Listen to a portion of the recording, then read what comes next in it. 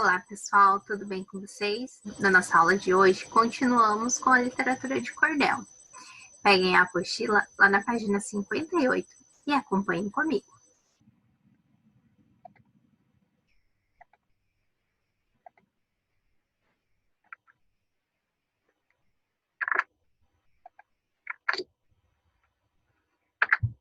Antes da gente iniciar, então, a leitura do cordel, vamos retomar ali um trechinho que nós temos lá na apostila. Diz o seguinte: a literatura não existe para ser ou ter utilidade, mas ela é importante, uma importante fonte de informação, ajuda a dar asas à imaginação, é alimento para a alma, expressa a cultura, os valores e as tradições dos povos.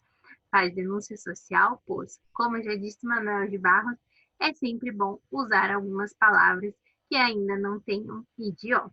Então, agora nós vamos fazer a leitura do poema de cordel do Patativa de Assaré, ok? Que leva o título de ABC do Nordeste Flagelado. Então, nós temos ali. Vejam que este poema está colocado ali em 3 partes, né? Letra A, letra B e letra C. Por isso, ABC do Nordeste Flagelado, ok? Então, vejam lá. Na primeira estrofe, ali na letra A, nós temos: ai, como é duro viver nos estados do Nordeste, quando o nosso Pai Celeste não manda as nuvens chover.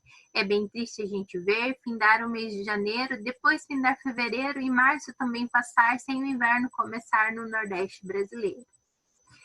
Berra o gado impaciente, reclamando verde pasto, desfigurado e arrasto, com um olhar de penitente. O fazendeiro descrente, um jeito não sabe dar, o sol ardente a queimar, e o vento forte soprando, a gente fica pensando que o mundo vai se acabar. Caminhando pelo espaço, como os trapos de um lençol, para as bandas do pôr do sol, as nuvens vão em fracasso. Ali, aqui e ali um pedaço, vagando, sempre vagando. Quem estiver reparando, faz logo a comparação de umas pastas de algodão que o vento vai carregando. Então, nós temos aí, né, um poema de cordel do Patativa de Assaré. Vamos ver um pouquinho quem foi Patativa de Assaré? Aqui nós temos: nasceu em 1909 e morreu em 2002. Nasceu em Assaré, interior do Ceará. Foi poeta, compositor, cantor e repentista. Utilizou a poesia para retratar os encantos e desencantos da vida do nordestino. Sua obra não ficou restrita ao Brasil. Foi traduzida para outros idiomas e leitores de diferentes países passaram a conhecer a cultura popular do nosso povo, tá? Então, aqui um pouquinho do autor aí do ABC do Nordeste Flagelado. Então, agora, nós vamos responder as questõezinhas que vocês têm lá na apostila, certo? 14, que é a primeira aí em relação a esse texto, a esse poema. Leia o que afirmou o poeta e jornalista Jair Campos. A arte poética, o ABC, designa certo tipo de composição, em que as estrofes principiam sucessivamente pelas letras em sua ordem alfabética natural. No Brasil, o ABC é principalmente encontrado na literatura popular dos cantadores, que por este meio celebram os efeitos dos cangaceiros, vidas de santos ou heróis, coisas e fatos marcantes, né? Que é o nosso poema de cordel.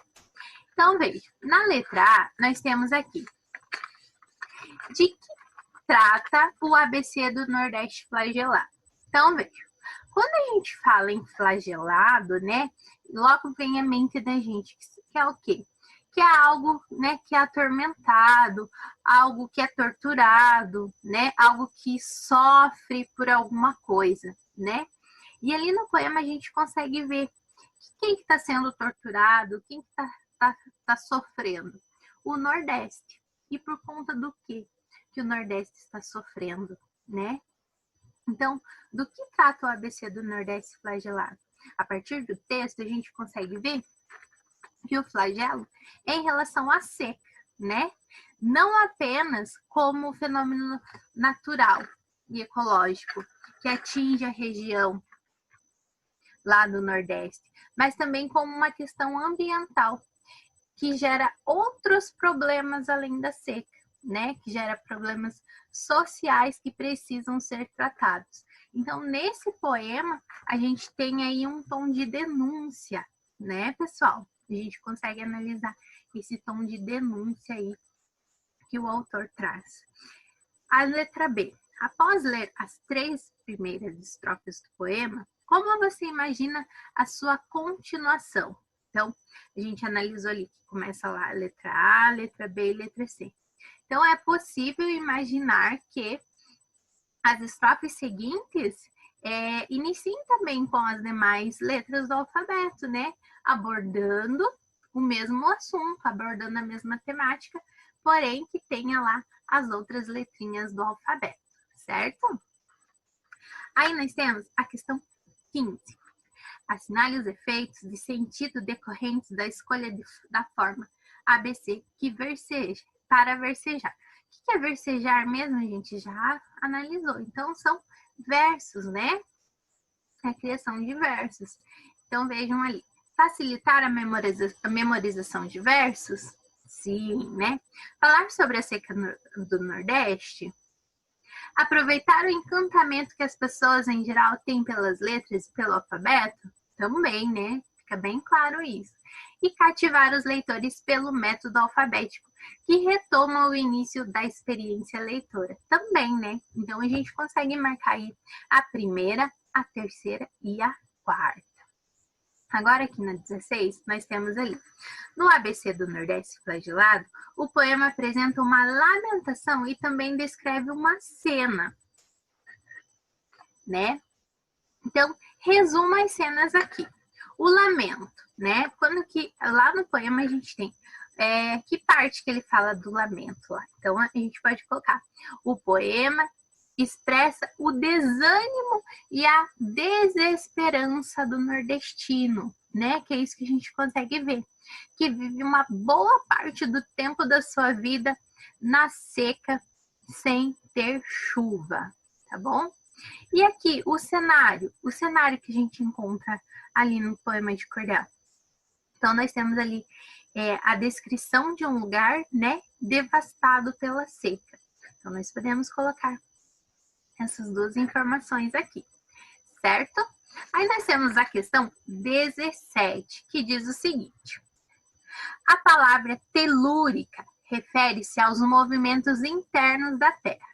Na literatura, a chamada dimensão telúrica diz respeito à influência das forças da natureza no modo de agir das pessoas e dos animais.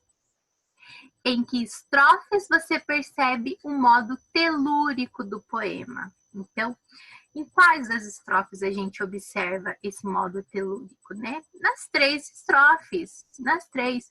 Por quê? Porque elas falam da falta da chuva, né? E das suas consequências, tanto para pessoas e animais, como também para o ambiente, certo? Agora, nós vamos ver a estrutura aqui da última estrofe, que é a letra C, certo? Então, nós temos aqui, caminhando pelo espaço, como os trapos de um lençol, para as bandas do pôr do sol, as nuvens vão em fracasso. Aqui e ali um pedaço, vagabundo sempre vagabundo. Quem estiver reparando, faz logo comparação de umas patas de algodão que o vento vai carregar. Então, veja, quantos versos compõem essa estrofe? Então, vamos contar os versos? Lembrando que versos é cada linha que compõe o nosso poema, né? Então, vejam ali. 1, 2, 3, 4, 5, 6, 7, 8, 9, 10 estrofes. Então, quando nós temos 10 estrofes, nós costumamos chamar de décima, tá? Na literatura de cordel, nós temos aqui uma décima. Quantas estrofes nós temos ali no nosso poema? Lembrando do que nós temos a letra A, a letra B e a letra C. Então, nós temos 3 estrofes, certo? E as 3 estrofes são com 10 versos cada uma. Então, nós temos aí 3 estrofes em décima. Ok, pessoal? Agora, nós vamos localizar as rimas. Vamos ver aqui agora? lembrando que as rimas nós encontramos lá na última palavrinha do verso, certo? Então, vamos ver aqui. Espaço rima com o quê? Com fracasso, pedaço, certo? Lençol rima com sol, né? Reparando rima com vagando. E algodão com comparação. Vamos ver como que fica essa sequência de rimas? E aqui nós temos a letra C, já vamos fazer junto. Copie os 3 primeiros versos e indique o número de sílabas poéticas de cada um deles. Vamos ver? Então, aqui nós temos as rimas. Então, nós temos o verso A com o verso A, né? Espaço e fracasso. O verso B com o verso B, lençol e sol. Aí nós temos verso C com verso C e verso C, vagando, reparando e carregando. E verso D com verso D, comparação e algodão. Então, nós temos quantas rimas aí? 1, 2, 3, 4, A, B, C e D. Então, nós temos ali 4 joguinhos ali, né? A, B, B, A, C, C, D e D, C. Tá? É nessa sequência que a gente faz. E a nossa métrica, que é a contagem das sílabas poéticas. Lembram lá que nós contamos até a sílaba mais forte, certo? Então, caminhando pelo espaço. Então, esse pá é a nossa sílaba mais forte. Então, vamos ver. 1, 2, 3, 4, 5, 6, 7. Então, 7 sílabas. Aqui, como os trapos de um lençol. Lençol, nós temos aqui no final. Então, 1, 2, 3, 4, 5, 6, 7, certo? E o último que nós temos ali, traz bandas do pôr do sol. Então, 1, 2, 3, 4, 5, 6, 7. Também 7 sílabas. Aqui nós costumamos dizer que nós temos uma cedilha. Muito bem. Personificação. Agora nós temos aqui uma figura de linguagem. Quem lembra o que é uma personificação? Fácil, né? Então, veja, vamos relembrar.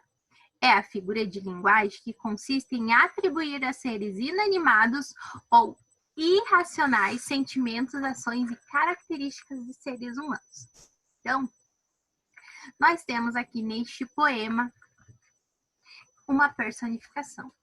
Quando o poeta fala lá, quem está caminhando pelo espaço, né? As nuvens. Lembra quando ele fala? Então, quem caminha pelo espaço? As nuvens.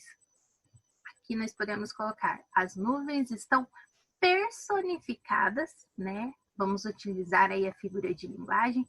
Por quê? Porque elas caminham pelo espaço fracassando, que elas vagam sem destino, certo?